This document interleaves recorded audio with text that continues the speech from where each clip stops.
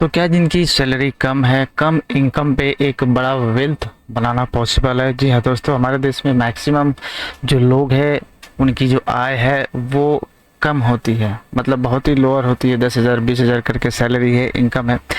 तो उनके लिए क्या ये पॉसिबल है कि वो वेल्थ बना सकते हैं? जो कॉन्सेप्ट है उसको लेकर समझाने की कोशिश करूँगी, किस तरह आप लोअर सैलरी में यानी कि कम इनकम में भी एक अच्छा खासा वेल्थ बना सकते हैं। जी हाँ, बिल्कुल ये पॉसिबल है, प्रोवाइडेड कि आप एक सिस्टमेटिक वे में, एक साइंटिफिक वे में जो है अपने खर्चे और इनकम को एक राइट प्रोपोर्शन में, राइट रेशियो में मेंटेन करके चले। बिल्कुल पॉसिबल है। कैसे पॉसिबल है, आज की इस वीडियो में हम लोग डिटेल में मैं आपको एक्सप्लेन करने वाला हूँ।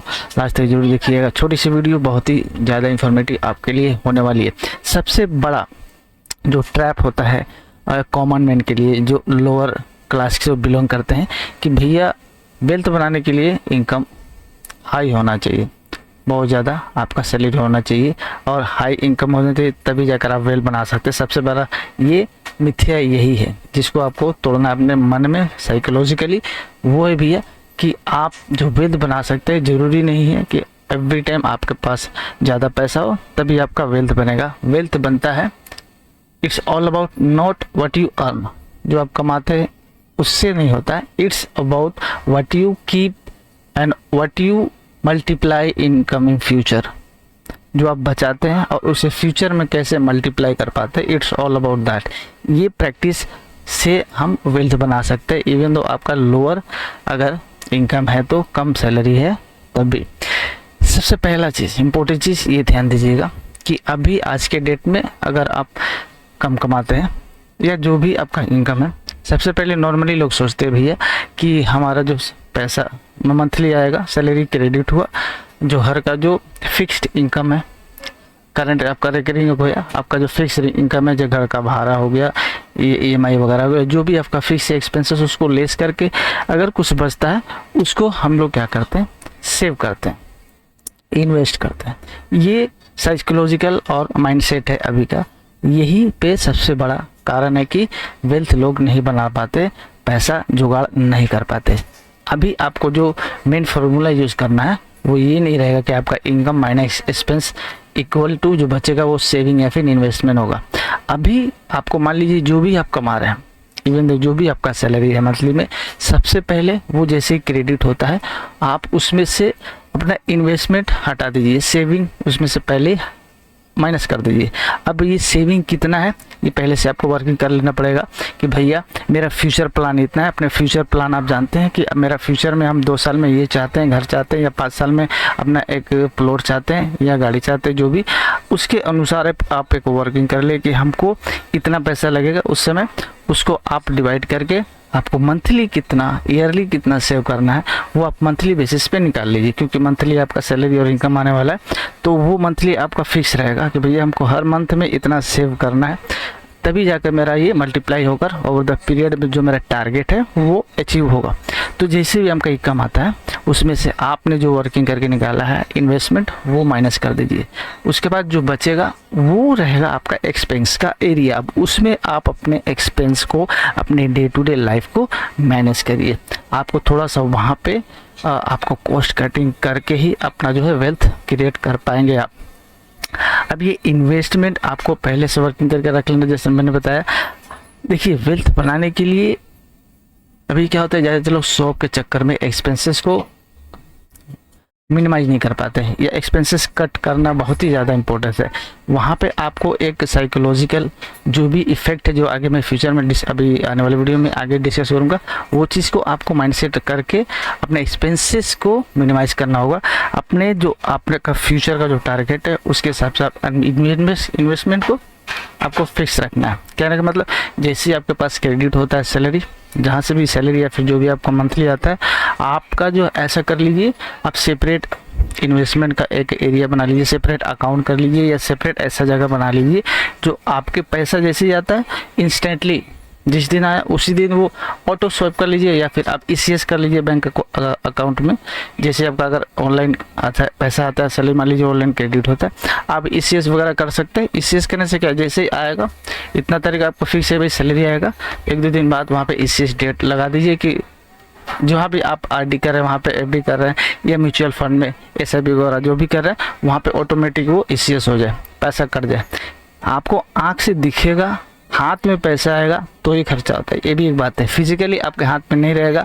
और एक बात ये भी याद रखिए कि पैसा जो है खर्चा तभी होता है जब आपके पास आता है, आपके पास ऑप्शन रहता है उसको खर्चा करने का, पैसा तोड़ने का। जहाँ ऑप्शन नहीं रहेगा आप ठीक अपना खर्चा जो है मिनिमाइज कर लेंगे। तो इस तरह से आप कर सकते हो, ईसीएस वगैरह करके आप रख लीजिए। जैसे पैसा आया आपका इन्वेस्टमेंट ऑटोमेटिक डेबिट हो जाएगा आपके खाते से, और जो बचेगा उसमें आपको जो है पूरे महीना अपना मैनेज कर लेना है। तो ये रूल आपको फॉलो करना है। सबसे पहला आपको जो है रीड ओनली बैंक, अगर बैंक अकाउंट खोलते हैं तो उसमें कोई डेबिट कार्ड मत रखिए, कोई क्रेडिट कार्ड मत लीजिए। उसके बाद जो भी इन्वेस्टमेंट आपका है वो ऑटो कर दीजिए, और ऑटोमेटिक डेबिट हो जाएगा, इन्वेस्टमेंट में आपका चला जाएगा। एटीएम वगैरह कुछ नहीं करना है, स्टेटमेंट ऑनलाइन नेट बैंकिंग वगैरह कुछ भी नहीं, रीड ओनली मोड पे रखिए कि आप सिर्फ देख पाए। ये कुछ चीज़ें जो आप प्रैक्टिकली इम्प्लीमेंट करके क्या अपने एक्सपेंसेस को मिनिमाइज कर पाएंगे, क्योंकि हाथ में पैसा रहेगा, आपके पास क्रेडिट कार्ड रहेगा, डेबिट कार्ड रहेगा, मौका आया कहीं भी आए, आप ग्रुप में गए, दोस्त चल गए, पैसा लगा, डेबिट कार्ड निकालना कर देते हैं। तो ये चीज़ कुछ बेसिक चीज़ें हैं जो आपको रखना है। ये प्रैक्टिकल कैसे काम करता है, चलिए एक एग्जांपल हम लोग लेते हैं। मान लीजिए 2 दोस्त है, एक दोस्त का मान लीजिए जो भी 10-15 हज़ार का मिनिमम सैलरी है, दोनों का सिमिलर मानते हैं, राम और श्याम। हमारे केस में अमित और राज ले लीजिए। अमित जो है एक स्टैंडर्ड माइंडसेट का है, राज जो है एक वेल्थ माइंडसेट का है। अब दोनों का सैलरी मान लीजिए एक ही है, सेम है 10 या 15 हज़ार महीना। अब अमित के क्या है, वो कमा रहा है, वो अपने जो है सोसाइटी का जो एक्सपेक्टेशन है, जो बोलते हैं ना सोसाइटी का लाइफ स्टैंडर्ड जो है, लाइफ स्टाइल मेंटेन करके चलने वाला बंदा है, ठीक है। दोनों का समझते हैं 10 हज़ार करके महीना का सैलरी है, दोनों रेंट पे रहते हैं, दोनों का 4 हज़ार करके रेंट है, ठीक है। अंतर यहाँ पे क्या है, रेंट जो देता है अमित वो देता है 4 हज़ार का, उसको भाई अच्छा खासा एक रूम चाहिए, थोड़ा बढ़िया चाहिए, वो बढ़िया रूम 4 हज़ार का लिया। वहीं जो राज है वो क्या है, वो एक वेल्थ माइंडसेट का आदमी है, वो उसका मेंटालिटी अलग है। उसका जैसे हम लोगों ने फॉर्मूला जो मैंने बताया कि इनकम आया, इन्वेस्टमेंट को पहले लेस करो, उसके बाद सेव करना है, तो उसका माइंडसेट ये है। इसीलिए वो जो रेंट लिया है वो थोड़ा सा भाई हल्का फुल्का कम, थोड़ा सा वहाँ पे कंसीडर करके ऐसा कि वो थोड़ा सा पैसा वहाँ से बच जाए। 4 हज़ार का 3 हज़ार का रेंट उसने लिया है, यहाँ पे 1 हज़ार का कम रेंट लिया राज ने, ठीक है। तो ये अमित 4 हज़ार का रेंट और रेंट देता है, राज जो 3 हज़ार का। जो पैसा बचा राज के पास वो क्या किया, वो उसको सेविंग पे लगा दिया, आरडी वगैरह में लगा दिया, या फिर उसको ऑटो कर दिया आपका ये म्यूचुअल फंड में, ठीक है, या कहीं दूसरे जो ऑप्शन है अदर जो है एसआईपी वगैरह करके डाल दिए। तो ये मंथली वहाँ पे सेव होता गया। कहने का मतलब राज जो है टोटल खर्चा में से महीने का 3 हज़ार, 10 हज़ार का दोनों इनकम है, जबकि अमित का 1 भी रुपया बच नहीं रहा है। खर्चा जितना इनकम आ रहा है उतना वो खर्चा कर दे रहा है, 0 पैसा बचा, कोई इन्वेस्टमेंट नहीं। राज अभी जो है वहाँ पे 3 हज़ार किसी तरह बचा ले रहा है हर महीने का, और 3 हज़ार जो है वो ऑटो सेविंग पे लगा दिए। अभी यहाँ पे क्या हुआ, over the period of time देखेंगे कि सैलरी में इंक्रीमेंट हुआ दोनों का, 15 हज़ार से 25, 25 से 35 हुआ। अब इसमें क्या है कि पहला वाला जो बनता था जिसका माइंडसेट था भाई अपने को सोसाइटी मेंटेन करके चलना, लाइफस्टाइल मेंटेन करके चलना, जैसे ही 10 हज़ार से 15 हुआ उसने एक EMI पे बाइक ले लिया, ठीक है। उसके बाद 15 से 25 हुआ, उसने सोचा कि भाई इनकम बढ़ रहा है, थोड़ा सा दिक्कत हो रहा है उस रूम में, थोड़ा सा और बड़ा फ्लैट कर दिया। अब इसके बाद अगला इंक्रीमेंट हुआ, 35 हज़ार हुआ, उसने एक EMI पे जो है कार ले लिया, ठीक है। अब क्रेडिट कार्ड वगैरह बहुत सारा ले लिया, ठीक। तो कहने का मतलब यहाँ क्या हो, रेशियो अगर देखा जाए तो अमित का इनकम बढ़ रहा है, सैलरी बढ़ रहा है, और साथ ही साथ उसका अपना जो है वो एक्सपेंस भी बढ़ाते जा रहा है, ठीक है। वहीं पे जो माइंडसेट जिसका वेल्थ बचाने का, वो क्या करेगा, जो भी इनकम बढ़ रहा है, वो जो इनकम इंक्रीमेंट हो रहा है उस चीज़ को वो अपने वेल्थ क्रिएशन में यूटिलाइज करेगा, ना कि अपने लाइफस्टाइल को दिखावा दे करने के लिए, लाइफस्टाइल को बढ़ाने के लिए, ऐशो आराम के लिए, लग्जरी के लिए। ठीक है, जैसे कि अपना राज के केस में पैसा बचाने के लिए क्या किया उसने, जितना बार भी इंक्रीमेंट हुआ, सब दोनों का मानते हैं एग्जांपल के लिए कि एक ही टाइम पे इंक्रीमेंट हो रहा है। अब इसके 10 से 15 हुआ, 15 से 25 हुआ, 25 हुआ, 25 से 35 हुआ। उसने क्या किया भाई, जहाँ पे था जिस रूम में वही था, उसका रूम वही था, उसने कोई बड़ा रूम नहीं लिया, कोई ईएमआई पे उसने कोई अपना गाड़ी 2 व्हीलर नहीं लिया, फिर बाद में कोई 4 व्हीलर नहीं किया, वो जैसे था लोअर रेंट वाला रूम में ही रहा। बाइक जाकर उसने, जब आपका अमित ने कार लिया उस समय राज ने बाइक लिया, वो भी कैश पे लिया, क्योंकि उस समय तक उसके पास अच्छा खासा पैसा हो गया था। उसके बाद उसने आगे जाकर जो बैलेंस पैसा है आरडी वगैरह में लगा दिया। उसके बाद भी over the period of time देखा जाए कि कुछ सालों के बाद अमित के पास कोई सरप्लस नहीं बचा, एज बिकॉज उसका जो भी था ईएमआई पे बाइक ले रखा था, उसने कार ले रखा था, फ्लैट ले रखा था लोन पे, सारा कुछ ईएमआई पे जा रहा था। जितना भी उसके पास सैलरी आ रहा था वो सारा ईएमआई पे जा रहा था, उसके पास कोई लिक्विडिटी नहीं था कैश का। ठीक है, तब उस केस में राज के पास 40,000 रुपये का सरप्लस बचा। अब यहाँ पे अगर हम लोग साइड बाय साइड एक कंपेयर करते अमित और राज का करंट इनकम दोनों का मान लीजिए पर मंथ हो गया बढ़ के 1.5 लाख, 1.5 लाख करके दोनों का हो गया। लाइफ स्टाइल में देखिए, अगर अमित का देखा जाए भाई, लग्जरी फ्लैट ले लिया उसने, ईएमआई पे लिया, लग्जरी फ्लैट ले लेकिन ईएमआई पे लिया, लार्ज कार ले लिया, ईएमआई पे लिया। अब इसके कारण उसके बाद हेवी डेब्ट आ गया, कर्जे में डूब गया, यानी कि जो भी इनकम उसका आ रहा है सारा उसका जो है वो ईएमआई भरने में जा रहा है। वहीं पे राज का क्या है, उसका भी सेम सैलरी है। उसने क्या किया, चूँकि वो over the period of time अपने लाइफस्टाइल को दिखावा के लिए बढ़ाया नहीं, वही रूम में रह रहा था, अपना खर्चों को मिनिमाइज करके चल रहा था, सेविंग कर रहा था उस एक्सेस पैसे को, उसके पास सरप्लस अमाउंट था। उसने एक वहाँ पे फ्लैट ले लिया, ठीक है, सेल्फ बिल्ट, यानी कुछ प्लॉट लेकर उसने एक अपना घर बना लिया 3 तल्ला का। जो पैसा बचा था उसके बाद उसको लगाकर एक ओवर द पीरियड एक अपना घर बना लिया और कार भी ले लिया, वो भी कैश देकर।